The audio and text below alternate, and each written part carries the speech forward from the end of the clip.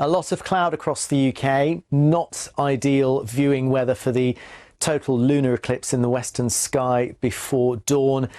Now, you haven't got many more earlies to do, have you? But did you, on your way in this morning, did you look up to the sky at all? It was rain. It was really rainy in Sheffield, and as I approached Manchester, it was getting a little bit better, but it's still wet here as well. Yeah. Well, if you miserable. Well, if you're lucky enough to have clear skies, have a look outside, and you might see the moon has turned a dusky shade of red.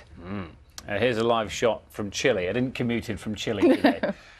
This is a result. No, it's not that red. It's a result of a total lunar eclipse when the Earth passes between the moon and the sun, casting a shadow over the moon. This year it's happening while the moon is in the closest orbit to Earth, making it a super blood moon.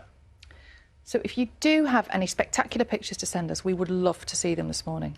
When I was in Rio de Janeiro for the Olympics a few years ago, the moon, we were on broadcasting on Copacabana, and the moon one night went completely red. Wow. And so you've seen one? Well, that was, I think that's, I'm going to sound ignorant now, I think that was to do with dust particles. Oh, OK. And reflection of light and refraction and all that sort of business. So different thing. I did make a call out to get Brian Cox on live on the programme, but he... Was he busy? Yes, he was busy. I think he was watching the Olympics. Yeah, probably got quite a lot on, teaching, Although we've got writing. hashtag moon news going on social media. So. I bet you there's a blood moon hashtag this morning. Yes, probably somewhere. We're having a bit of moon news today. Can you, oh, there you go, you got your pictures at the ready? He's ready. Thank you to Weather Watcher Ken as well. What's going on? This is a blood moon.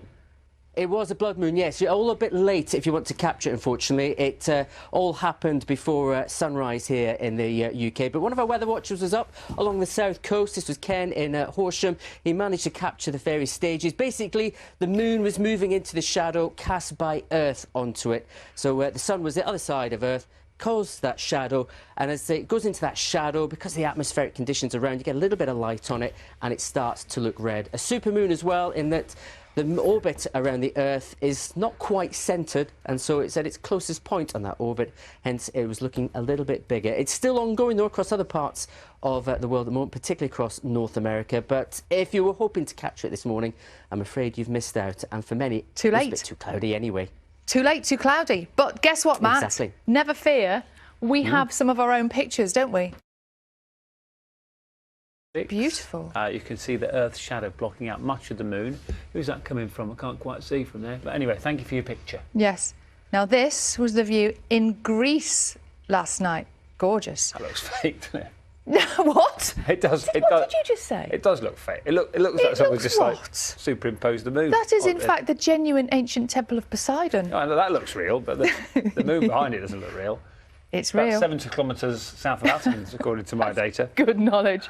Really good knowledge. If you took a picture... You better believe it, that was real. That was very impressive. Now, Matt, on your way into work this morning, did you manage to see the gorgeous blood moon, supermoon?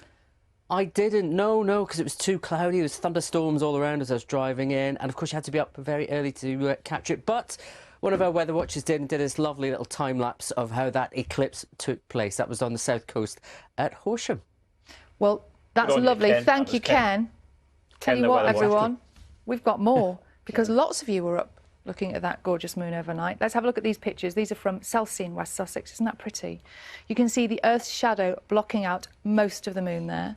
This one is from Philip in Devizes in Wiltshire. Well, that is impressive. It's quite pink. It's a little bit. Very hard to take. Have you ever tried to take a picture of the moon on your phone? It's almost it's just a sort of light blob. I think that's a proper camera. That's a proper camera, isn't it? Should we go to Greece? No, who's there? Look at that. That is the view last night, moonrise over the ancient temple of Poseidon. That's 70 kilometres south of Athens. There it is again from a different angle. Very good geography off the top of your head, that, Sal. It's good. I know all that, you know. If you just in here. Took a picture of the super blood moon this morning. Stargazers across the world were treated to a super blood moon overnight. The effect was created by a lunar eclipse, which is when the Earth moves between the sun and the moon.